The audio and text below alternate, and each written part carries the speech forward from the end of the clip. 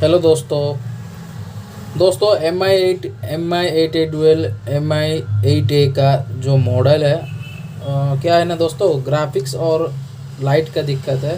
तो प्रॉब्लम ये है कि हम लोग ये नहीं कह सकते डिस्प्ले का ही प्रॉब्लम है। डिस्प्ले क्या कि डिस्प्ले टूटा हुआ था MI का। मैंने मार्केट से एक डिस्प्ले भी लेके आया हूँ, देख सकते हैं आप, मार्केट से एक डिस्प्ले लेके आया हूँ। तो क्या है प्रॉब्लम, क्या है, जब ऑन करता हूँ तो सॉरी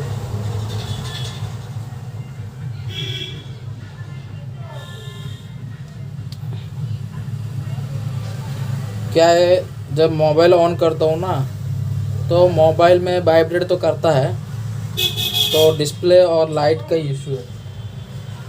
तो यहाँ पे मैं आपको ज़्यादा नहीं बताऊँगा, तो आपको सीधा शॉर्टकट में बताऊँगा, क्योंकि ज़्यादा बताने से भी बहुत वीडियो है, आप देख सकते हैं ज़्यादा बताने का वीडियो। तो मैं आपको शॉर्टकट से बताऊँगा, ओके।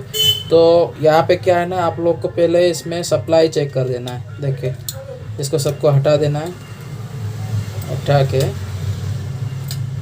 दोस्तों, कैमरा थोड़ा लो क्वालिटी है, आप कोई प्रॉब्लम तो मेरे तरफ से थोड़ा सॉरी बोल रहा हूँ। तो आपको मैं दिखाने के लिए कोशिश करता हूँ दोस्तों। देखिए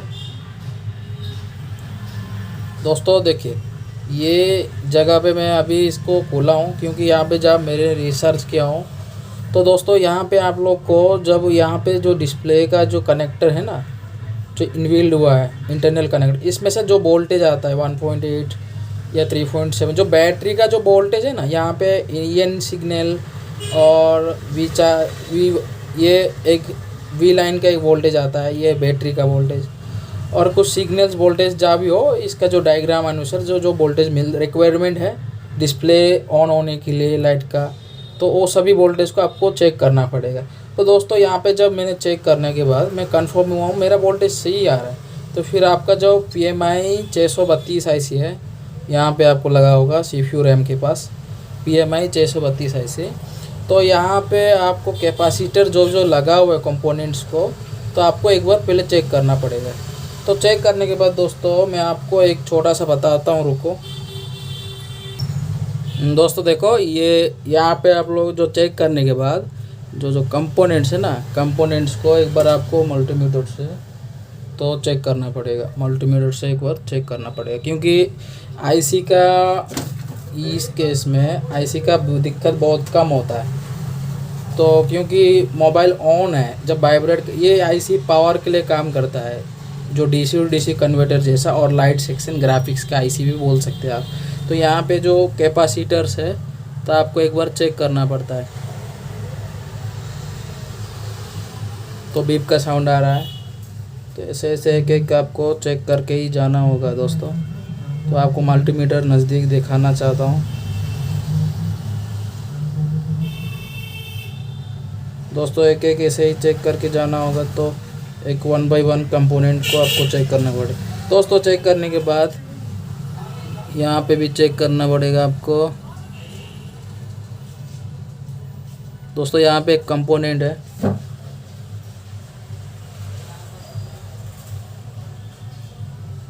दोस्तों, इसको मैं निकाल के रखा हूँ, क्योंकि मैं पहले इसको ट्रेस करके ही रखा था, आपको दिखाना चाहता हूँ दोस्तों। ये जो कंपोनेंट है, क्योंकि ज़्यादा तक कैपेसिटर में शॉर्ट रहता है, तो ये जो कंपोनेंट है डाउट भी है, तो आप लोग को चेक करना चाहता हूँ शॉर्ट है या नहीं है।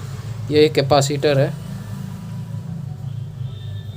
क्योंकि CPU का जो ग्राफिक्स लाइट है ना, एक भी मतलब एक लाइन से भी कुछ भी शॉर्टिंग रहे तो आप लोगों को मैं सीधा दिखाना चाहता हूँ।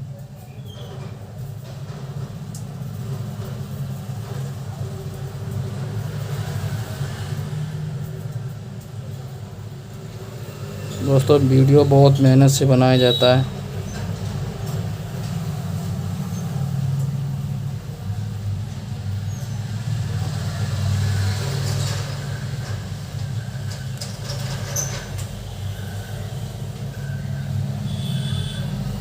दोस्तों शॉर्ट है, जो कैपेसिटर है बहुत शॉर्ट है।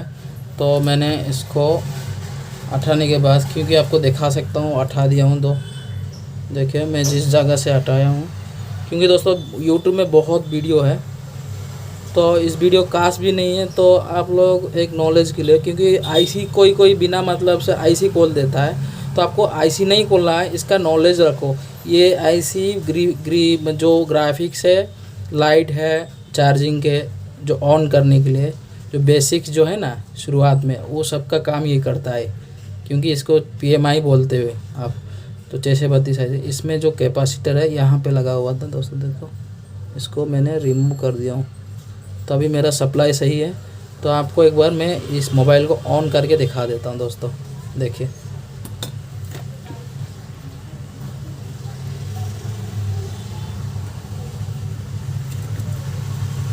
दोस्तों ये मैं मार्केट से लेके आया।